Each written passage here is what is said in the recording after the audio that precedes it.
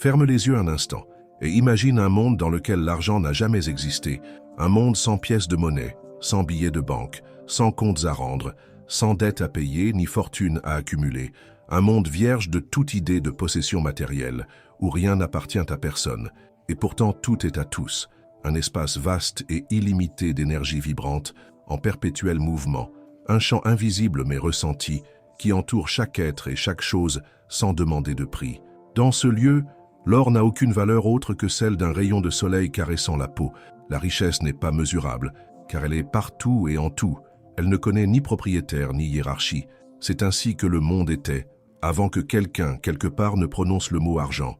Ce mot qui allait lentement transformer les relations, les échanges, et la manière même dont les humains percevaient la réalité. À son origine, l'argent n'était rien d'autre qu'un simple accord entre esprits, une convention douce sans ambition de domination ni désir de contrôle. Il flottait comme un murmure dans le vent, aussi léger qu'une parole confiée à la nature. Mais au fil du temps, comme le langage s'est structuré et la conscience s'est développée, cette idée s'est incarnée dans une forme vivante, devenant une entité en soi, un organisme au contour flou, mais à la présence imposante. Aujourd'hui, l'argent est perçu comme un dieu silencieux que l'on adore, que l'on craint, que l'on sert souvent sans remettre en question son existence. Il est devenu le centre autour duquel gravitent nos choix, nos horaires, nos rêves et même nos peurs. Chaque jour, nous nous levons pour le chercher, pour le garder, pour en gagner davantage. Nous construisons des empires, fondons des familles, signons des pactes. Tout cela souvent motivé par cette force invisible. Mais si je te disais que tout cela n'est qu'un mirage, que l'argent n'est pas réel, qu'il n'est que le fruit d'une imagination collective, une forme parmi tant d'autres de l'énergie créative de l'esprit humain, en 1971, quand Nixon a mis fin à l'étalon or, l'argent s'est libéré de toute encre physique. Il est devenu une abstraction pure, des chiffres imprimés sur du papier sans autre valeur que celle que les gens veulent bien lui attribuer, une illusion nourrie par un accord mondial, une croyance commune plus forte que toute foi religieuse. Mais ce n'est pas nouveau. Il y a des siècles, les Lydiens frappaient des pièces d'électrum, un mélange naturel d'or et d'argent, avec un lion rugissant gravé dessus, non pour la valeur du métal lui-même, mais pour l'image qui inspirait puissance et confiance. Avec le temps, cette confiance a migré, d'abord vers des promesses écrites, ensuite vers des chiffres flottant dans des réseaux numériques. Aujourd'hui, plus de 97% de l'argent qui circule n'existe pas physiquement. Il n'a pas de corps. Il est une suite de données stockées dans des serveurs invisibles, des lignes de code que nous avons appris à prendre pour de la richesse. Mais si l'argent est information, pourquoi certains en possèdent-ils tant pendant que d'autres peinent à survivre? Parce que cette information est générée par la conscience. Notre esprit façonne le flux financier selon nos croyances, nos émotions, notre vibration intérieure. Car comme toute forme d'énergie, l'argent répond à des lois subtiles et invisibles. Il circule selon la fréquence que nous émettons. Ceux qui ont grandi dans le manque ont intégré le manque comme norme. Ils vibrent à ce rythme et recréent sans le vouloir cette réalité encore et encore, tandis que ceux qui ont toujours baigné dans l'abondance l'aperçoivent comme une évidence. Leur esprit est programmé pour la recevoir sans lutte, sans peur. Leur réalité n'est pas une coïncidence. C'est le fruit d'une carte mentale intérieure, de croyances profondes, enracinées dans leur subconscient.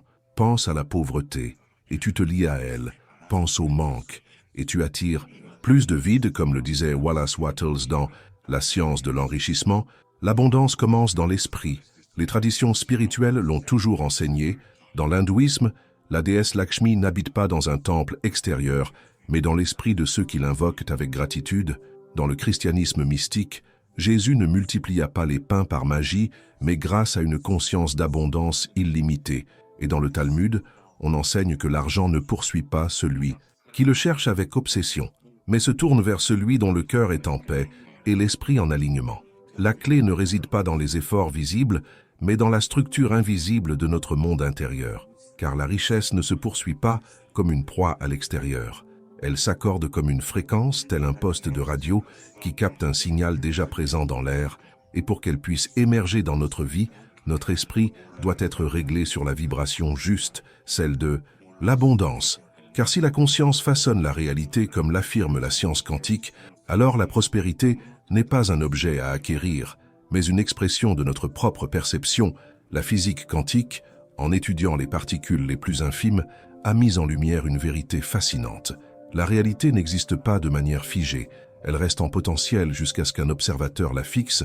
Ce phénomène appelé l'effondrement de la fonction d'onde révèle que la matière répond à notre regard, à notre attente, à notre vibration, ce qui signifie que notre situation financière n'est pas un fait extérieur, mais le fruit d'un regard intérieur. Alors la question essentielle devient: comment regarder autrement? Comment passer d'un esprit conditionné par la rareté à un esprit régi par la plénitude? Ce livre ne cherche pas à te convaincre avec des théories froides ou des méthodes superficielles. Il est une exploration vivante des véritables lois de l'abondance, un voyage à travers les textes oubliés des évangiles gnostiques, les révélations de la conscience dans la science moderne, les chants des mystiques soufis et les secrets des alchimistes. Ce chemin a été masqué, déformé, enseveli sous des couches de croyances limitantes. Ici, tu ne trouveras pas des phrases toutes faites sur le pouvoir de penser positivement, ou l'idée que tu dois toujours en faire plus, car ce n'est pas une question d'effort, mais de décodage intérieur. Il s'agit d'éveiller le programme quantique, endormi dans ton esprit, celui qui te relie naturellement au flux de la prospérité. Comme le disait Paracelse, maître de l'alchimie de la Renaissance, l'homme est un univers miniature dans le grand univers, et tout ce qui vit dehors vit aussi dedans. Si l'univers est abondant, alors toi aussi tu l'es. Si la réalité n'a pas de limite, ta richesse n'en a pas non plus. L'unique barrière est mentale, invisible mais puissante. Et au fil de ces pages, nous allons percer les motifs secrets qui régissent la richesse, plonger dans les points de jonction entre conscience et matière, et surtout démonter les schémas mentaux qui bloquent l'arrivée naturelle de l'argent dans ta vie. Je ne te demande pas de croire à tout ce que tu vas lire, je t'invite seulement à ouvrir les yeux et à observer ce que tu vis, à te poser une seule question: et si tout ce que je pense savoir sur l'argent était faux? Bienvenue dans l'univers du l'argent quantique, un art de manifester la richesse en utilisant la puissance de ton esprit, écrit et partagé par Écoute ton subconscient, tous droits réservés. Nous avons remarqué qu'une grande majorité de ceux qui visitent notre chaîne ne sont pas abonnés. Tu peux soutenir notre mission en cliquant sur le bouton d'abonnement et en aimant la vidéo. Ta présence nous motive à créer un contenu toujours plus inspirant. Es-tu prêt à changer ton monde intérieur pour transformer ta réalité?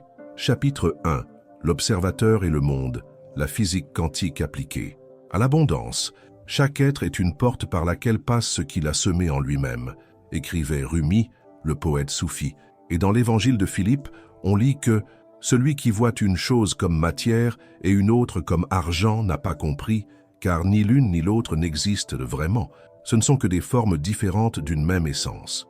Rien n'existe tant qu'on ne l'observe pas. Tout dans cet univers reste suspendu dans un état de pure possibilité jusqu'à ce qu'une conscience le fixe par son regard, et cette révélation fascinante, issue des fondements les plus profonds de la physique quantique, est également la clé pour comprendre comment la richesse se manifeste réellement.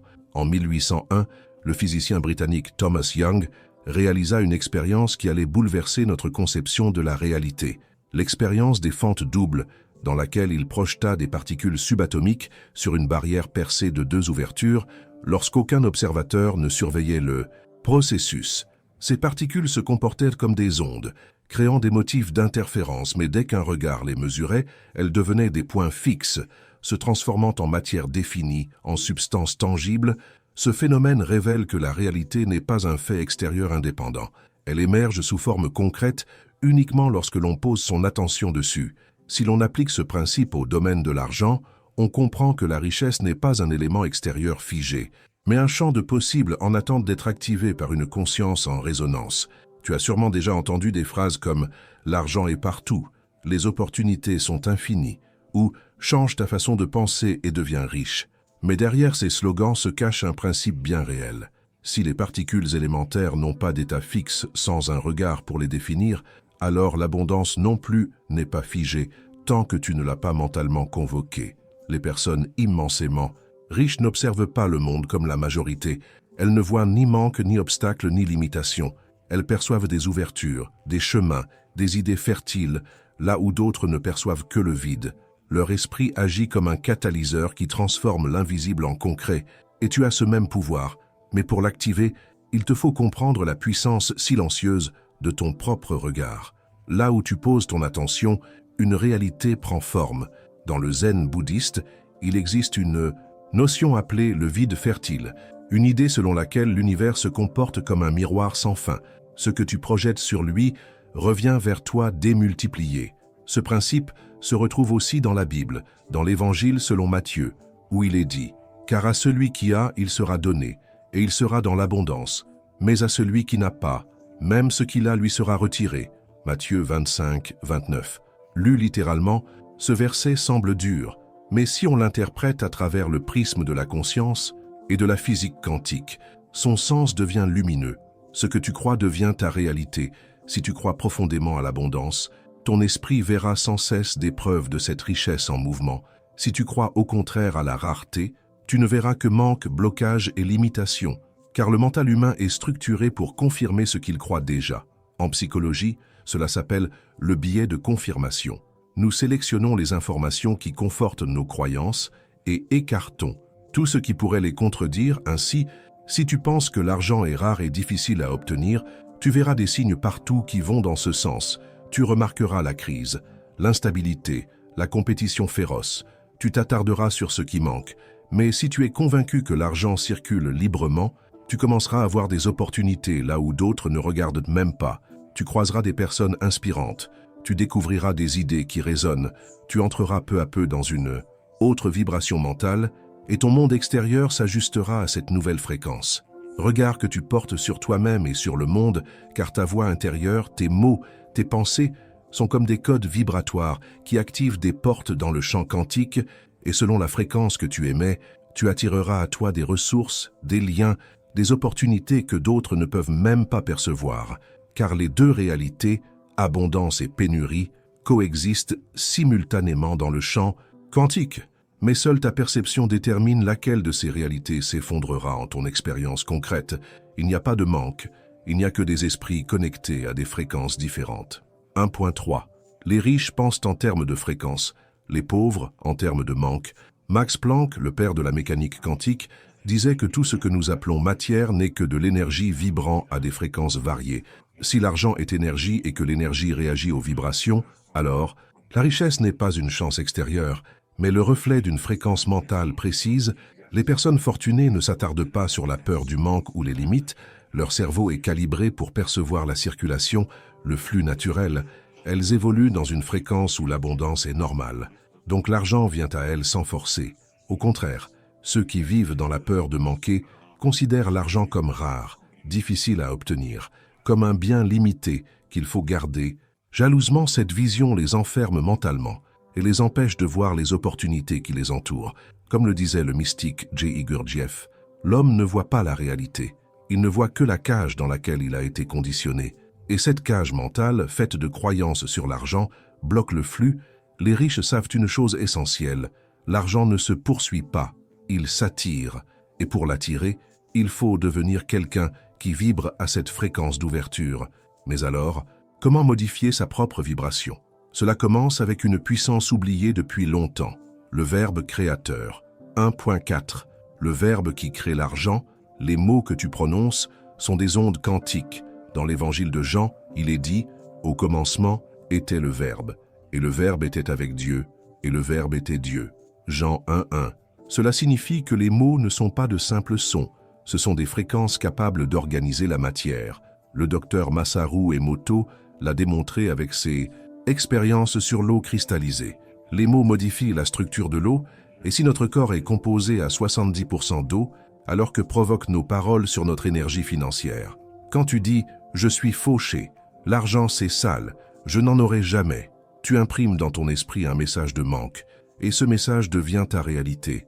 Les anciens le savaient, c'est pourquoi dans plusieurs traditions mystiques, l'argent n'est jamais nommé directement, mais évoqué à travers des symboles vibratoires. Dans le judaïsme, on l'appelle shefa, qui signifie flux divin. Dans le soufisme, la richesse est nommée baraka, une bénédiction de la conscience divine.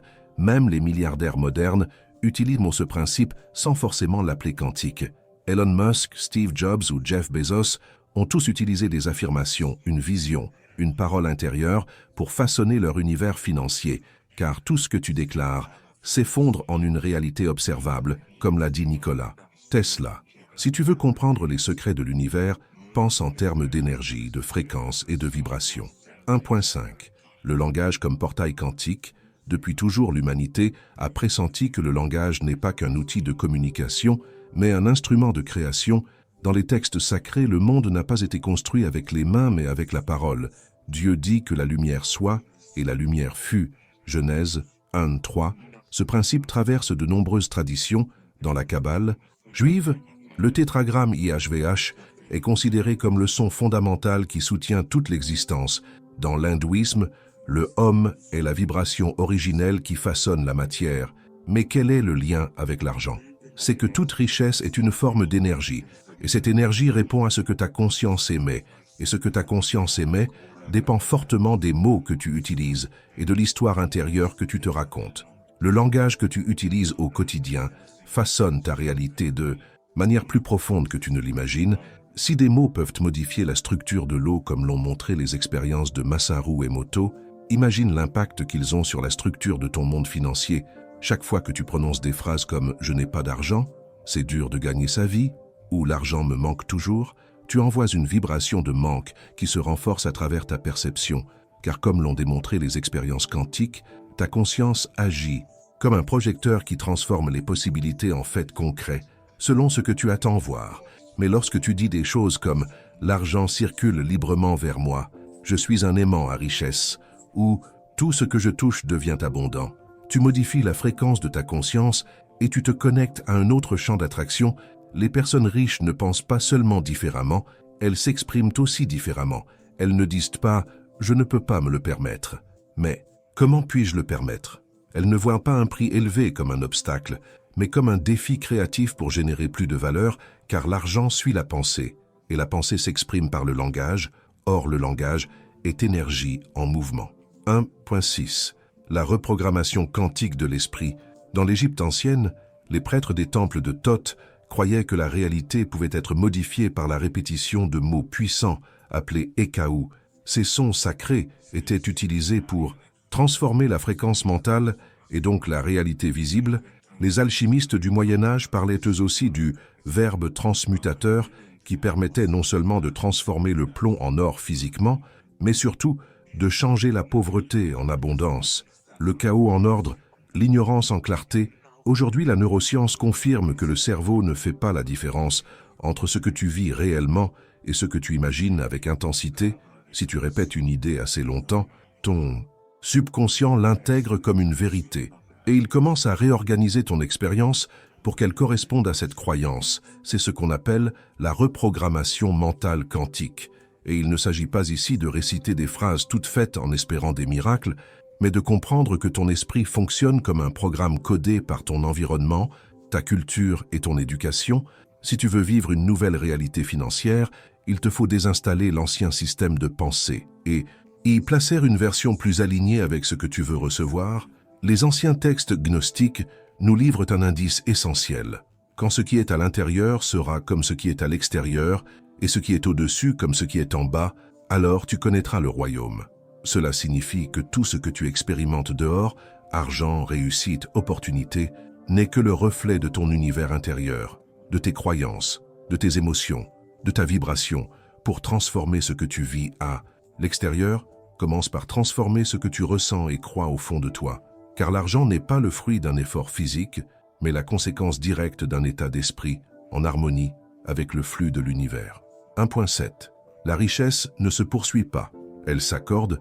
Une anecdote peu connue à propos d'Isaac Newton révèle un aspect méconnu de sa vie. Dans ses dernières années, il s'éloigna des lois classiques pour se consacrer à l'alchimie et au mystère divin. Il en vint à croire que la matière, le temps et l'espace n'étaient qu'illusions, des voiles qui masquent une trame vibratoire commune.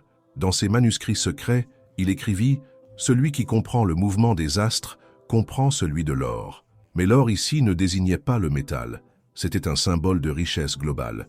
Newton avait saisi que l'argent n'est qu'un miroir de l'énergie circulant dans le cosmos, et que lorsqu'une personne s'harmonise avec cette vibration, la richesse arrive naturellement dans sa vie.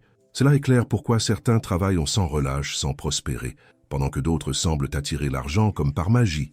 Il ne s'agit ni de hasard, ni de relation, mais d'alignement mental. Ceux qui vivent dans l'abondance vibrent sur une fréquence différente de ceux qui poursuivent l'argent sans jamais le retenir. Les personnes alignées avec une fréquence précise d'abondance ne s'inquiètent pas de l'argent, car elles ont compris qu'il n'est que le reflet de leur état intérieur. Elles ne poursuivent pas la richesse, elles l'attirent naturellement comme une conséquence. Tu peux toi aussi activer ce même niveau d'alignement, mais pour y parvenir, tu dois abandonner entièrement l'idée que le manque est réel et commencer à regarder l'argent comme une énergie disponible, prête à répondre à la conscience qui l'appelle. Rien de ce que tu cherches n'est hors de toi. Tout ce que tu crois perdu existe déjà à l'intérieur de ton être. Comme le dit un ancien évangile, la richesse ne se conquiert pas. Elle ne s'offre pas aux plus méritants ou aux plus chanceux. Elle se capte par résonance. Et dès que tu acceptes cette vérité, ton lien avec l'argent se transforme en profondeur. Il cesse d'être une chose difficile à atteindre et devient un flux que tu peux orienter avec ton intention. À partir de là, tu peux explorer les schémas qui t'ont éloigné de l'abondance, comprendre les forces cachées qui ont enfermé l'humanité dans le manque et commencer à libérer ton esprit de ces limitations pour de bon. Chapitre 2. Le verbe qui façonne, parole, fréquence et manifestation. Dans les écrits anciens, on disait que nommer une chose, c'était lui donner naissance, car celui qui nomme devient créateur, comme l'évoque un texte sacré. Par tes mots, tu seras élevé ou condamné, car le son façonne le monde. 2.1. Le secret oublié. Le son comme architecte de la réalité. Si l'argent est énergie, et que l'énergie répond à la vibration, alors le moyen le plus puissant de lui donner forme est le son. La parole n'est pas un simple code, elle est une onde capable d'agir sur la matière. En 1787, un chercheur allemand fit une expérience fascinante. Il fit vibrer une plaque métallique recouverte de sable avec un archet de violon. Au lieu de se disperser, les grains formèrent des figures géométriques parfaites, prouvant que le son structure la matière. Si le sable réagit ainsi, que dire de nos mots sur notre réalité financière? Les traditions anciennes l'avaient compris. Dans la Kabbale, les noms divins sont des sons qui modifient la réalité. Dans le védisme, les mantras réharmonisent l'esprit avec le cosmos, et aujourd'hui, la cymatique étudie ce lien entre son et matière. Alors comment parlons-nous au quotidien? La plupart utilisent sans y penser des phrases de manque, disant qu'ils n'ont jamais assez, que tout est difficile, qu'ils n'y arrivent pas, sans réaliser qu'ils émettent une onde de pénurie qui modèle leur vie. À l'opposé, ceux qui vivent dans l'abondance choisissent un langage qui reflète leur alignement. Ils affirment qu'ils créent de nouvelles sources de revenus, qu'ils avancent avec fluidité, car ils savent que le verbe sculpte l'énergie. 2.2. Le nom caché de l'argent, dans de nombreuses cultures anciennes, ce qui n'est pas nommé n'existe pas. La tradition ésotérique enseigne que Dieu façonna l'univers avec des lettres sacrées. Certains textes disent que Jésus connaissait un mot secret qui lui permettait d'accomplir des merveilles. Et c'est pareil avec l'argent. Chaque civilisation lui a donné un nom qui traduit son essence énergétique. En hébreu ancien, on le nomme shefa, un flux sacré. Dans l'islam, il est rizq, un don accordé par la source. Et dans le christianisme symbolique, le talent représente une richesse à faire fructifier. Les alchimistes affirmaient que connaître le vrai nom d'une chose donne pouvoir sur elle. Si tu appelles l'argent un problème, il se comportera ainsi. Si tu le nommes bénédiction, il deviendra une bénédiction. Les grands créateurs de richesse ne décrivent jamais l'argent comme quelque chose de dur ou sale.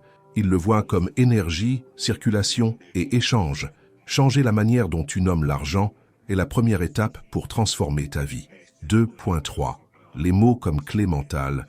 Un ancien texte dit « Surveille ta langue, car avec elle tu bâtis ou détruis des mondes. » Les mots ne sont pas de simples idées. Ils programment ton cerveau.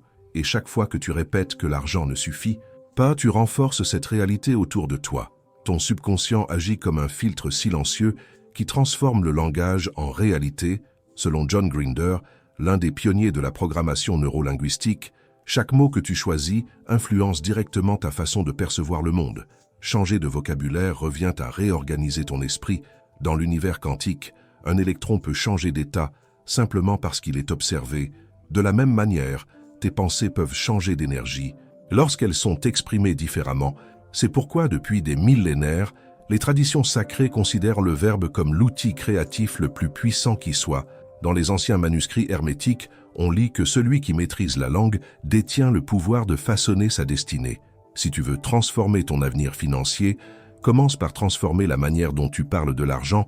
Ce n'est pas une question de réciter des phrases toutes faites, mais de parler depuis un lieu d'autorité intérieure et de confiance.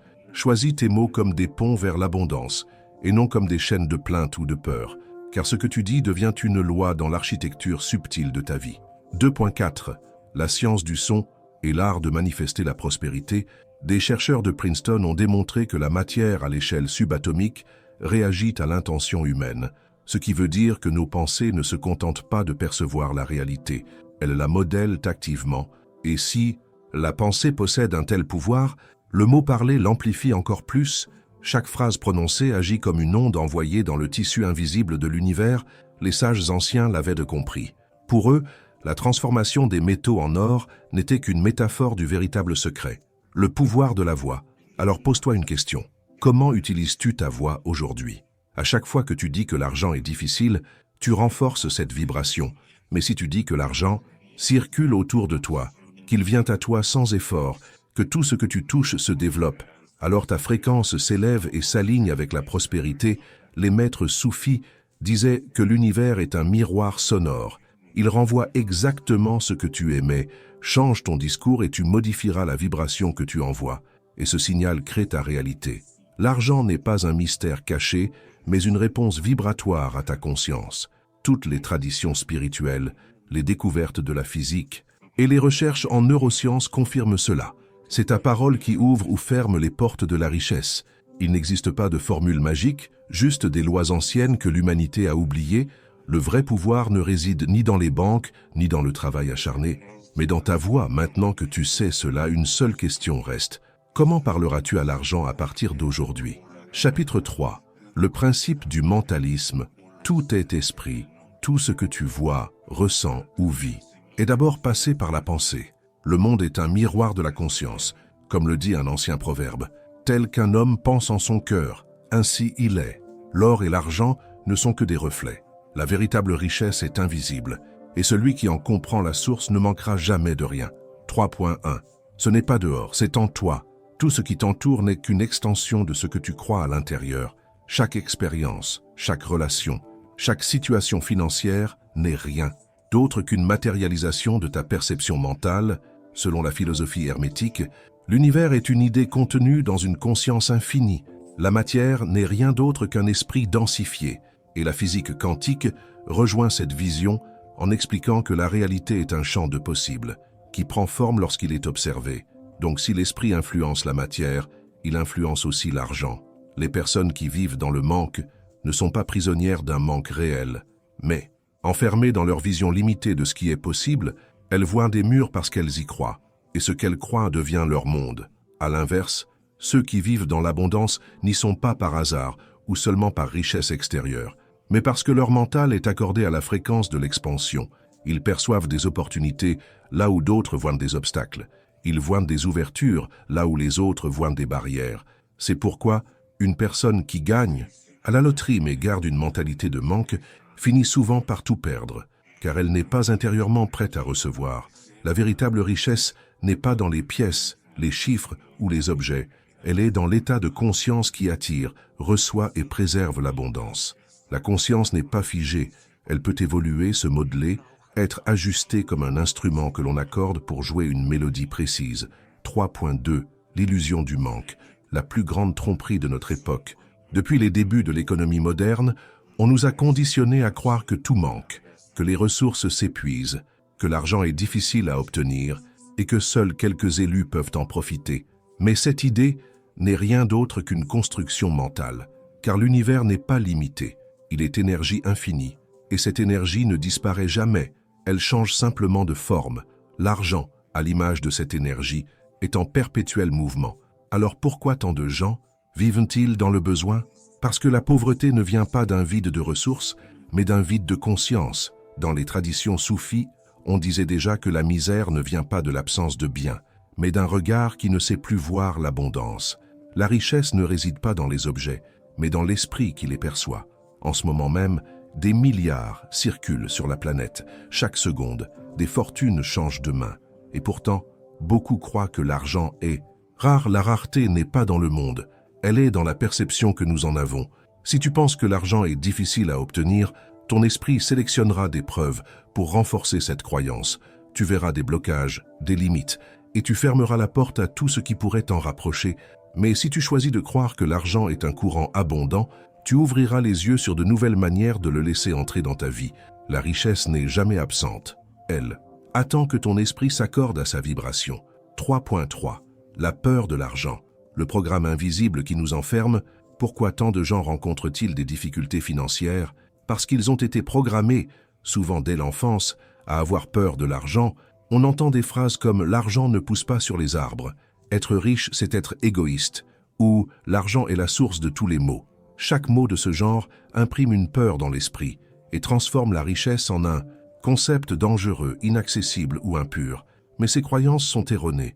Dans les textes anciens, on trouve cette vérité. L'homme est prisonnier de ce qu'il craint. Si tu as peur du manque, tu l'invites dans ta vie. Si tu redoutes la richesse, tu la rejetteras inconsciemment, car tant que tu associeras l'argent à une menace, tu ne pourras pas le recevoir librement. Alors la première étape pour transformer ta réalité économique est de dissoudre cette peur. Si l'argent n'est qu'une forme d'énergie, pourquoi en avoir peur? Il n'est ni bon ni mauvais, tout dépend de l'intention de celui qui le manipule. Lorsque tu libères ton esprit de ces idées négatives, ta relation avec l'argent se transforme automatiquement. 3.4. L'esprit comme aimant, attirer plutôt que courir. Quand tu prends conscience que tout commence par la pensée, tu arrêtes de courir après l'argent et tu deviens un aimant qui l'attire naturellement. Les sages alchimistes ne disaient pas que l'or se forgeait avec des flammes, mais avec une élévation de la conscience. Le mystique Neville Goddard enseignait que ce que tu visualises avec intensité prend vie dans la matière. C'est pourquoi, quand une personne riche désire davantage, elle ne cherche pas dans l'urgence, elle s'accorde simplement à cette fréquence. Adopte l'état d'esprit de quelqu'un qui possède déjà ce qu'il désire et tu verras que l'univers répondra à cette vibration. Andrew Carnegie disait que pour devenir riche, il fallait d'abord agir comme si on l'était déjà. Ton mental fonctionne comme un aimant. Chaque pensée répétée crée une onde qui attire ce qui lui correspond. Si tu passes tes journées à t'inquiéter du manque, tu nourris cette énergie et tu restes connecté à cette fréquence.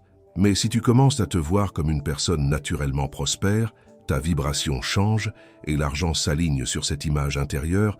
Tout repose sur la capacité à ressentir l'abondance bien avant de la voir se manifester. 3.5. Le message central. Tout part de l'intérieur.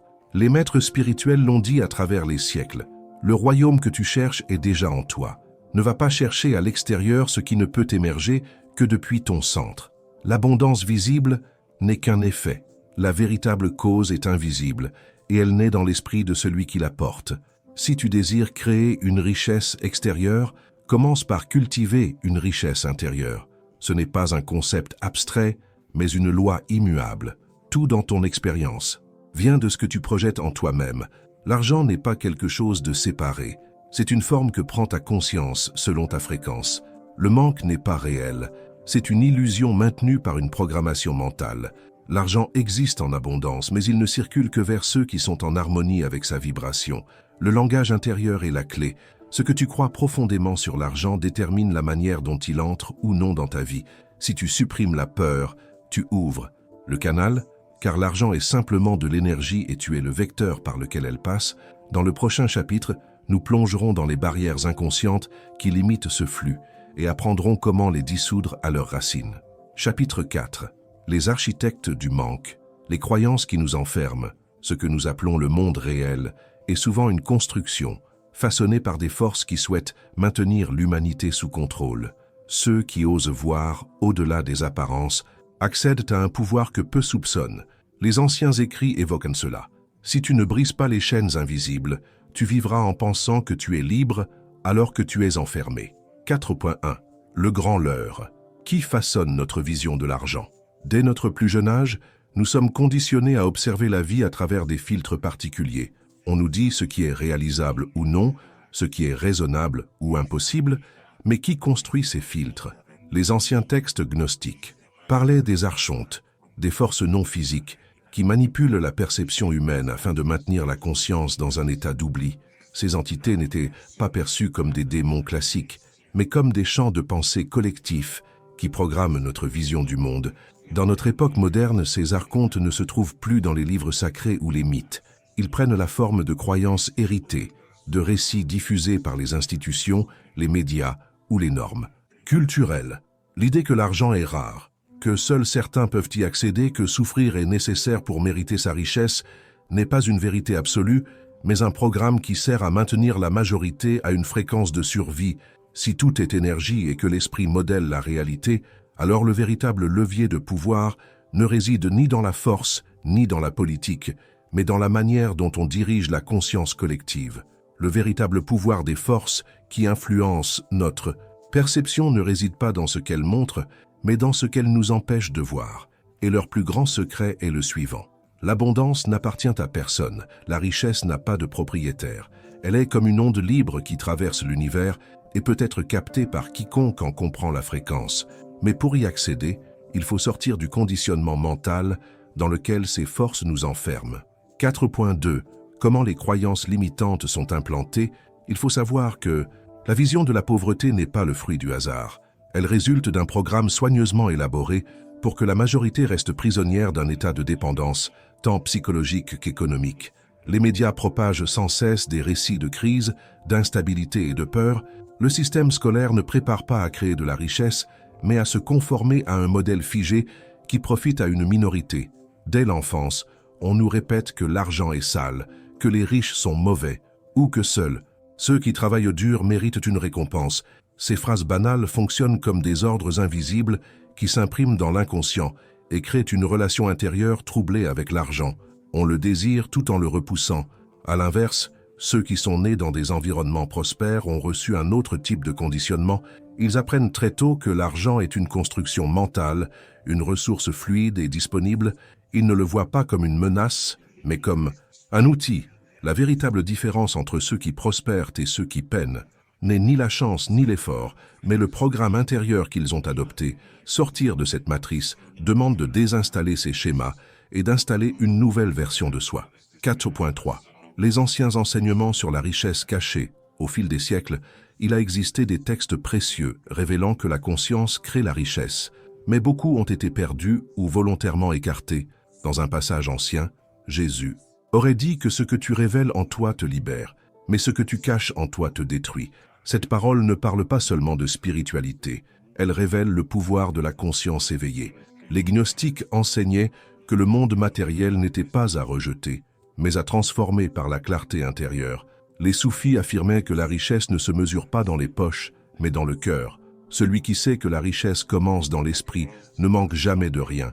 Les alchimistes du Moyen-Âge voyaient aussi l'or non comme un métal, mais comme un état d'être. Leur but n'était pas de transformer le plomb, mais leur conscience. Mais ce savoir fut écarté, car une humanité consciente de sa puissance ne peut être dominée. 4.4. Le mythe de l'effort physique. L'illusion centrale de notre époque, l'une des croyances les plus ancrées dans la société actuelle, est celle qui lie l'argent au travail pénible.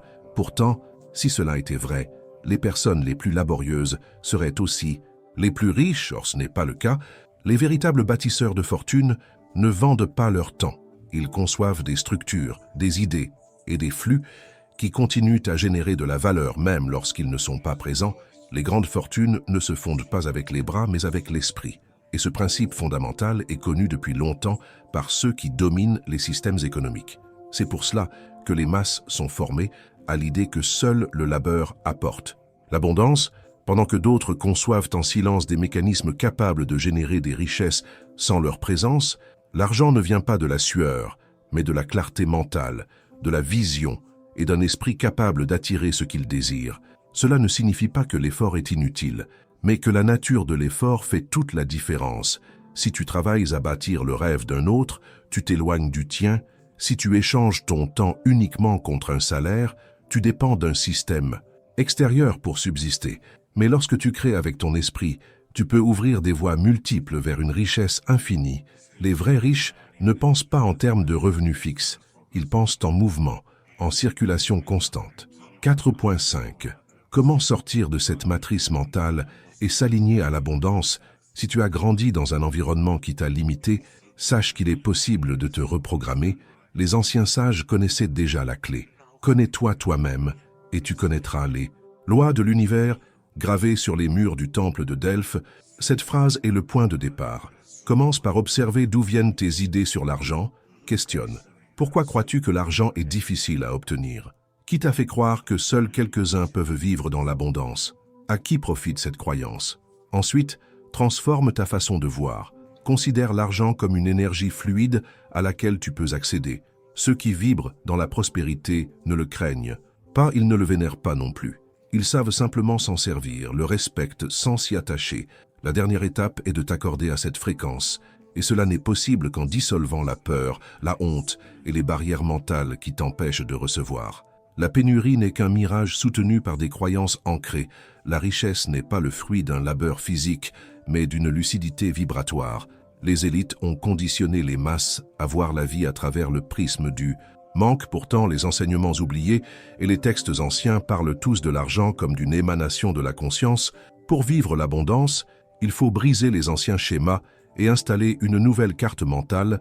Dans le chapitre suivant, nous explorerons les principes sacrés de l'économie ancienne et comment les civilisations passées voyaient la richesse comme une expression spirituelle et énergétique. Chapitre 5. L'économie sacrée. Une histoire oubliée entre argent et esprit. Les véritables alchimistes ne changeaient pas le plomb en or, mais la peur en amour, le manque en générosité, comme le disait Paracelse. Ne cherche pas l'or, cherche la sagesse, car l'or suit la sagesse comme l'ombre suit le corps. 5.1. L'argent avant les pièces. Une économie fondée sur l'énergie. Bien avant que les sociétés humaines ne frappent des monnaies ou n'impriment des billets, la richesse était perçue autrement. Dans de nombreuses cultures anciennes, la prospérité ne se mesurait pas en métal, mais dans l'harmonie avec le vivant. Chez les Celtes, les Druides et de nombreux peuples autochtones, l'argent n'existait pas comme aujourd'hui. La richesse se vivait à travers l'équilibre avec la nature et l'unité du groupe. Il n'y avait pas de possession individuelle excessive, l'abondance se partageait dans le flux. En Mésopotamie, l'argent était vu comme une énergie d'échange, fondée sur le principe de réciprocité. Plus tu donnais au collectif, plus la prospérité circulait vers toi. Pour les Égyptiens, la richesse visible était le reflet d'un état spirituel. Il ne s'agissait pas de thésauriser, mais de devenir un canal pur à travers lequel l'énergie divine se manifestait. Cette sagesse s'est perdue dans notre monde moderne, où l'argent est devenu une chose extérieure, déconnectée de l'esprit. Pourtant, les anciens savaient que le secret le plus puissant est celui-ci. Quand ton énergie est en accord avec l'abondance, l'argent devient simplement le résultat naturel de ta fréquence intérieure. 5.2. L'or, un symbole sacré bien avant d'être matériel. Depuis les premières civilisations, l'or a toujours été associé à quelque chose de plus profond que sa rareté ou sa valeur marchande. Dans de nombreuses traditions spirituelles, ce métal représentait l'éveil, la lumière, la perfection de l'âme. Chez les anciens Égyptiens, les pharaons étaient ensevelis entourés d'or, non pas pour afficher leur fortune, mais pour symboliser leur lien avec le divin. Quant à alchimie, il ne s'agissait pas de transformer un métal ordinaire en or véritable, mais d'élever la conscience vers un état supérieur de sagesse et de plénitude. En Chine, l'or était associé au qi créatif, cette force invisible qui produit la prospérité. Il rappelait que la richesse authentique ne venait pas de la possession, mais d'une connexion intime avec les lois supérieures de l'univers. Avec le temps, ce savoir a été déformé, et au lieu de considérer l'argent comme un courant vivant, les sociétés modernes ont commencé à l'accumuler compulsivement. Or, l'accumulation va à l'encontre du mouvement de la vie. C'est pourquoi tant de gens fortunés sont intérieurement pauvres, car ils vivent dans la peur constante de perdre. Leur or n'est plus une lumière, mais une prison. La véritable richesse ne réside pas dans ce que tu gardes, mais dans ce que tu laisses circuler librement. 5.3. Jésus et l'abondance. Ce qu'on ne nous a pas enseigné. Une grande erreur dans l'interprétation moderne de ces paroles est de croire qu'il prônait la pauvreté. En réalité, ces enseignements parlèrent d'une abondance née de l'esprit, pas de l'accumulation. Lorsqu'il nourrissait les foules, ce n'était pas une magie extérieure, mais une démonstration de la richesse intérieure manifestée. Dans les textes anciens, il dit « Quand tu sauras qui tu es, tout te sera ouvert », ce qui signifie que l'abondance n'est pas quelque chose à obtenir, mais une réalité à réveiller en soi. Il ne rejetait pas l'argent, mais l'adoration de celui-ci, lorsqu'il disait qu'on ne peut servir deux maîtres, ce n'était pas un appel à renoncer au bien, mais à ne pas leur donner le pouvoir de dominer l'esprit.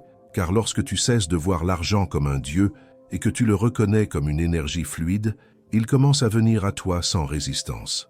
5.4. L'économie de la conscience. Comment les anciens vivaient l'abondance avant que l'économie ne soit contrôlée par des institutions et des banques? Elle reposait sur la confiance, le don et l'équilibre. Les peuples anciens savaient que la richesse était un courant vivant, non une possession morte. Dans les civilisations de la vallée de l'Indus, la prospérité dépendait de l'harmonie avec le monde naturel et de la contribution au bien commun. Chez les Celtes, l'abondance grandissait par la coopération et non par la lutte. Dans les sociétés indigènes des Amériques, la richesse ne s'évaluait pas en biens, mais en générosité. Ce n'était pas l'argent qui donnait du pouvoir, mais le respect acquis en donnant. Ces sociétés comprenaient que l'énergie circule uniquement si elle est partagée. À l'opposé, notre modèle actuel favorise la peur et la compétition. Il pousse à retenir au lieu de faire circuler. Mais quand tu opères depuis un état d'abondance, l'argent cesse d'être une lutte et devient un reflet naturel de ton état intérieur. Ce n'est jamais l'argent le problème, c'est notre manière conditionnée de le percevoir.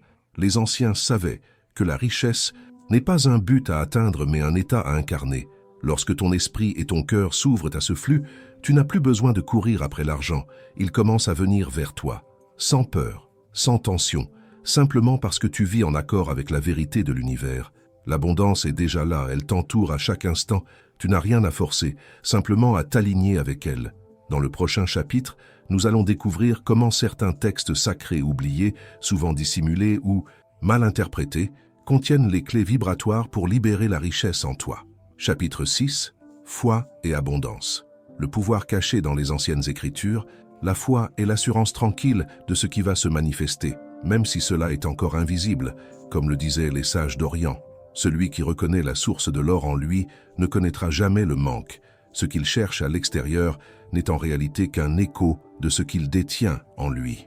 6.1. La foi comme technologie. Vibratoire, dans notre époque moderne, on a réduit la foi à une simple croyance passive ou à un dogme religieux, mais dans les traditions anciennes, elle était perçue comme un outil actif de manifestation, une force capable de façonner la réalité selon la conviction intérieure. Lorsque Jésus évoquait la foi, ce n'était pas pour appeler à une attente aveugle, mais pour révéler une vérité. Ta réalité dépend de la force avec laquelle tu affirmes ce que tu crois, ce que tu attends avec certitude, finit par prendre forme dans le monde visible. Ce principe rejoint les découvertes en physique quantique, où les résultats changent selon l'intention de l'observateur. Cela signifie que ta situation financière n'est pas le fruit du hasard, mais le miroir de ce que tu crois possible ou impossible. Si tu cultives une foi profonde dans l'abondance, ton esprit verra partout des voies ouvertes. Mais si tu crois au manque, ton regard ne fera que confirmer cette limitation. En résumé, la foi agit comme un code qui active ou bloque l'accès à la prospérité. 6.2. Pourquoi les textes sacrés relient foi et richesse? Toutes les grandes traditions parlent de cette connexion entre certitude intérieure et abondance extérieure. Mais ce lien a souvent été mal compris. Dans l'islam, on apprend que la subsistance de chacun est assurée par les cieux bien avant la naissance, et que seuls ceux qui font confiance à cette abondance invisible y accèdent pleinement.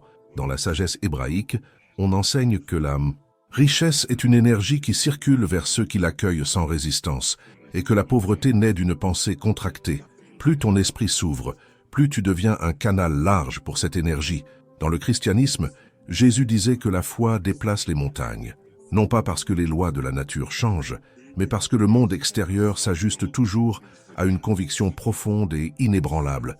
Ce n'est pas la montagne qui bouge, c'est ta réalité qui se transforme selon la fermeté de ta vision. Les mystiques disaient « L'homme est le miroir du Créateur, ce qu'il croit en lui. Il le rend visible autour de lui. Tous ces enseignements montrent une vérité unique.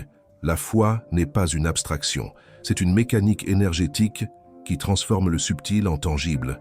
Et l'argent n'est qu'une forme parmi tant d'autres de cette énergie qui attend d'être dirigée avec clarté. 6.3. L'argent ne va pas vers ceux qui le réclament, mais vers ceux qui l'attendent. Voilà l'un des paradoxes les plus profonds de la vie. Ceux qui veulent désespérément de l'argent ne le voient souvent pas arriver. Pourquoi? Parce que la détresse envoie un signal de manque, une vibration de doute. Lorsque quelqu'un affirme qu'il n'a rien, qu'il est perdu, qu'il ne sait pas comment faire, son énergie intérieure dit « Je ne crois pas que ce soit possible. Et cette fréquence empêche la richesse de circuler. À l'inverse, une personne qui, même dans les défis, garde la certitude que l'abondance est en route, émet une vibration d'accueil et de confiance. Et c'est cette vibration qui appelle l'argent sans effort apparent. Lorsqu'une personne agit avec assurance, comme si la richesse faisait déjà partie de sa réalité, elle génère autour d'elle un champ énergétique qui attire des opportunités sans effort ni lutte, car l'argent ne répond pas aux besoins désespérés, mais à la confiance silencieuse de celui qui l'attend, sans peur ni tension. C'est pourquoi certains semblent chanceux avec l'argent. En réalité, ils cultivent une certitude intérieure profonde dans leur capacité à l'attirer. Voilà la véritable différence entre ceux qui vibrent dans la rareté et ceux qui vivent dans l'abondance. Plus tu incarnes la richesse, plus elle trouve naturellement son chemin vers toi. 6.4. La formule secrète des évangiles. Demander, croire, recevoir. Dans une phrase puissante transmise par Jésus, il est dit « Demande et tu recevras. Cherche et tu trouveras. Frappe et on t'ouvrira. » Mais derrière ces mots se cache une séquence précise et vibratoire. La première étape consiste à demander avec clarté, sans doute ni hésitation. Ensuite, il faut croire avec une foi absolue, comme si ce que tu avais demandé était déjà accompli. Enfin, il s'agit de recevoir avec gratitude, en agissant comme si le miracle avait déjà eu lieu. Cette formule est identique à celle que les scientifiques décrivent dans les principes de l'observation quantique. Ce que tu observes avec conviction se matérialise. Si tu portes ton attention sur l'abondance, elle s'effondre en réalité tangible. Si tu regardes le manque, c'est lui qui se manifeste. La foi est donc ce mécanisme subtil d'observation qui façonne ce que tu vis. Le problème est que beaucoup demandent sans vraiment croire. Ils disent de vouloir la prospérité, mais vibrent encore dans la peur et le doute. Or, l'univers ne réagit pas à ce que tu dis, mais à ce que tu émets. Pour activer la richesse dans ta vie, tu ne dois pas seulement la désirer. Tu dois devenir celui ou celle qui l'incarne déjà. La foi n'est pas une attente passive, mais un outil puissant de création consciente. Les textes anciens le révèlent depuis toujours. L'argent répond à la vibration de confiance et non à celle de détresse. Si tu veux vraiment de la richesse, aligne-toi avec sa fréquence, bien avant qu'elle n'apparaisse dans ton monde physique. La question essentielle n'est pas « peux-tu devenir riche ?», mais « que crois-tu en ce moment précis ?» Car ce que tu crois détermine ce que tu vis. Maintenant que nous avons vu comment la foi est la clé qui ouvre la porte de l'abondance, il est temps d'explorer l'outil final de création, l'imagination, car c'est par elle que l'invisible devient visible. Les esprits les plus brillants de l'histoire l'ont utilisé comme un laboratoire énergétique, de Nikola Tesla à Neville Goddard. Tous ont compris que l'imagination n'est pas un jeu d'enfant, mais le berceau de l'univers. Chapitre 7. Le pouvoir créateur de l'imagination. Façonner ton avenir financier, l'imagination est plus puissante que la connaissance, car la connaissance est limitée, alors que l'imagination enveloppe le monde entier, disait Einstein. Tout ce qui existe aujourd'hui a d'abord été une idée claire dans l'esprit de quelqu'un. Si tu peux l'imaginer avec précision, tu peux le créer, affirmait aussi Napoleon Hill. L'imagination est la forge de la réalité, et non une fuite mentale, comme le répétait Neville Goddard. 7.1. L'imagination comme mécanisme quantique. La société nous a enseigné que rêver est une distraction, mais les véritables maîtres de l'histoire savaient que chaque chose visible a d'abord existé dans l'invisible. Avant que la lumière ne soit maîtrisée, Nikola Tesla l'a visualisé. Avant que des avions ne traversent le ciel, les frères Wright ont vu cette possibilité dans leur esprit, et avant qu'un millionnaire ne bâtisse sa fortune, il s'est vu lui-même déjà prospère, comme une idée claire, dans l'esprit de quelqu'un qui s'y voyait déjà comblé. 7.1. L'imagination est l'observateur quantique par excellence. Ce n'est pas simplement un outil pour rêver, c'est le mécanisme subtil qui transforme l'invisible en visible. Mais le problème, c'est que la plupart des gens utilisent ce pouvoir contre eux-mêmes. Au lieu d'imaginer l'abondance, ils s'imaginent en train de manquer. Au lieu de voir le succès, ils projettent l'échec. Et puisque le cerveau ne distingue pas le réel de l'imaginé, ils finissent par matérialiser ce qu'ils craignent le plus. Là réside l'art de modeler ton avenir financier. 7.2. La création quantique à travers la visualisation. Dans un ancien enseignement spirituel, il est dit « Si tu découvres ce qui est en toi, cela te sauvera, mais si tu l'ignores, cela te perdra. » Cette phrase n'est pas une métaphore. Elle révèle que ce que tu vois avec intensité à l'intérieur devient ta vérité extérieure. Si tu visualises la richesse dans ton esprit, elle finira par se refléter dans ton monde. Mais si tu ne la vois jamais en toi, tu ne la verras pas non plus dans ta vie. La science moderne a démontré que le cerveau réagit de la même façon à une expérience réelle qu'à une expérience vivement imaginée. Si tu fermes les yeux et ressens la joie d'avoir de l'argent comme si c'était déjà là, ton cerveau s'ajuste à cette réalité. Et à partir de ce moment, tu commences à attirer des événements, des connexions et des circonstances qui rendent cette vision tangible. C'est ce que Neville Goddard appelait la loi de l'Assomption. Ce que tu assumes comme étant vrai devient vrai. Ce n'est ni de la magie, ni un concept abstrait. C'est de la neuroplasticité combinée à la mécanique quantique. Mais la plupart des gens l'utilisent sans le savoir et finissent par créer exactement l'opposé de ce qu'ils désirent. 7.3. Comment entraîner ton esprit à créer la richesse? Les grands inventeurs, artistes et entrepreneurs de l'histoire n'étaient pas des chanceux. Ils avaient appris à diriger leur imagination comme un faisceau laser. Walt Disney disait que si tu pouvais le rêver, tu pouvais le créer. Henry Ford affirmait que croire en sa capacité ou en son incapacité mène au même résultat. La clé, c'est de ressentir ton rêve comme s'il existait déjà. Une ancienne sagesse hébraïque disait que l'homme qui voit le blé dans son esprit le récolte avant celui qui le plante.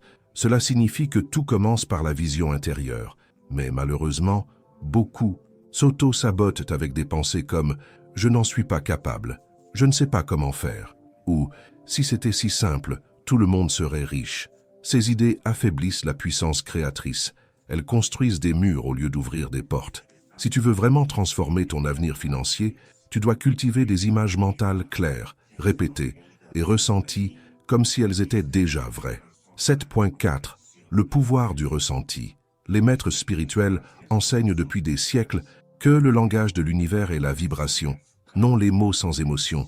Dans les textes sacrés, on lit que celui qui se voit intérieurement comblé voit les portes de la prospérité s'ouvrir devant lui. Neville Goddard disait que visualiser ne suffit pas. Il faut ressentir si tu veux de l'argent.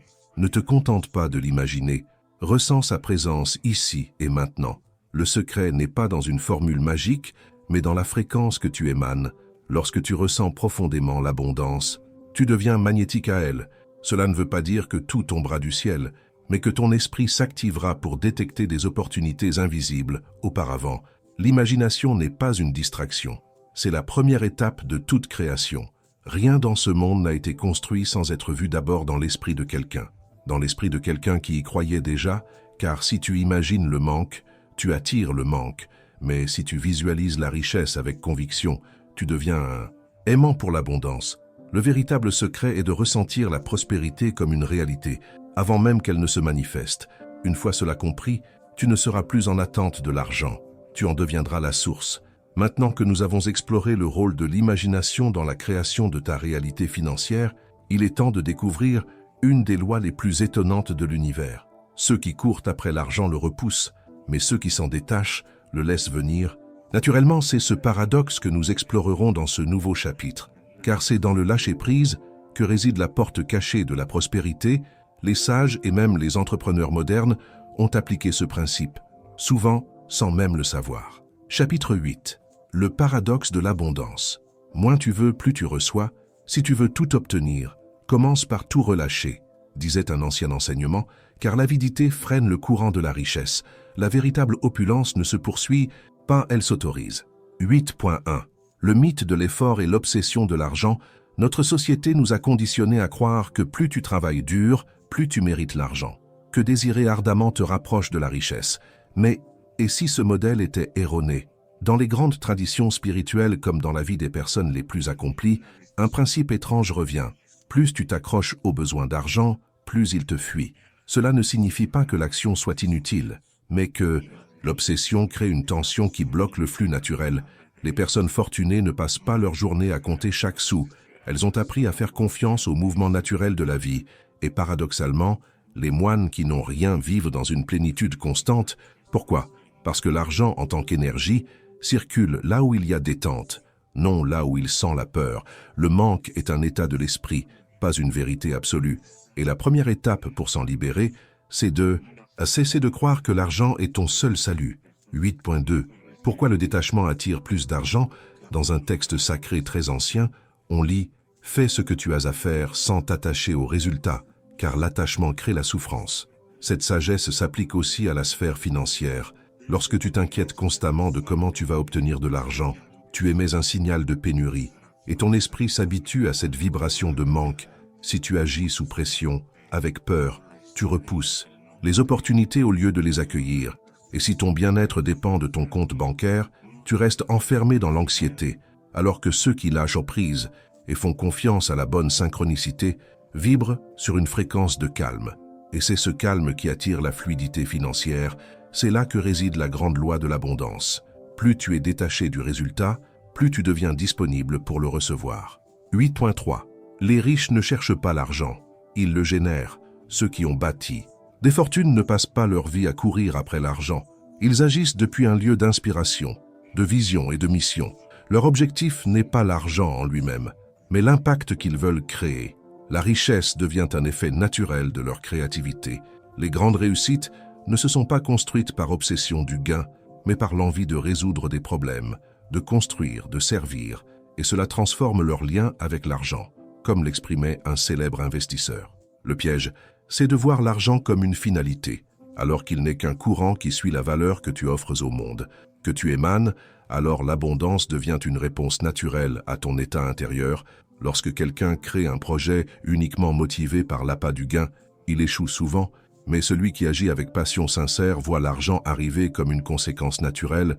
Steve Jobs n'a jamais fondé Apple pour devenir riche, il voulait transformer la technologie, et la richesse est simplement venue accompagner cette mission. Quand tu passes d'un état de besoin à un état de création, tu comprends que l'argent n'est pas quelque chose à poursuivre, mais une énergie qui émerge naturellement de la confiance et de l'action inspirée. 8.4. Le lien mystique à l'argent. Comment les sages reçoivent sans chercher? Ce qui est fascinant, c'est que les moines et les mystiques qui renoncent à la possession matérielle ne manquent jamais de rien, car ils savent que la vie soutient toujours ceux qui marchent dans la confiance. Dans certains monastères asiatiques, les moines sortent chaque jour pieds nus pour recevoir ce que la vie leur offre, non comme des mendiants, mais comme des témoins vivants d'un principe sacré. L'univers ne laisse jamais un cœur confiant sans réponse, comme le disait Rumi. Celui qui vit dans la peur de perdre souffre sans cesse, alors que celui qui sait que tout est en lui ne craint rien. L'argent va vers ceux qui le reconnaissent comme un courant vivant et non comme un objet figé à contrôler. C'est dans cette ouverture que l'abondance trouve son chemin. 8.5. La clé ultime. Vivre la richesse avant qu'elle n'apparaisse. Le plus grand secret n'est pas dans la somme d'argent que tu as, mais dans la manière dont tu te sens à propos de la richesse. Si dès aujourd'hui tu parviens à ressentir un état intérieur de paix, de sécurité et d'opulence, même sans preuves extérieures, tu invites l'abondance à te rejoindre, non par magie, mais par cohérence vibratoire. Tu montres à l'univers que tu es déjà ce que tu désires devenir, et il n'a d'autre choix que de refléter cela dans ta réalité. L'argent n'est pas à poursuivre, il vient naturellement à ceux qui s'ouvrent à lui. Le détachement est ce qui permet à la prospérité de couler avec fluidité. Les personnes véritablement riches ne sont pas obsédées par l'argent, elles sont obsédées par la valeur qu'elles offrent.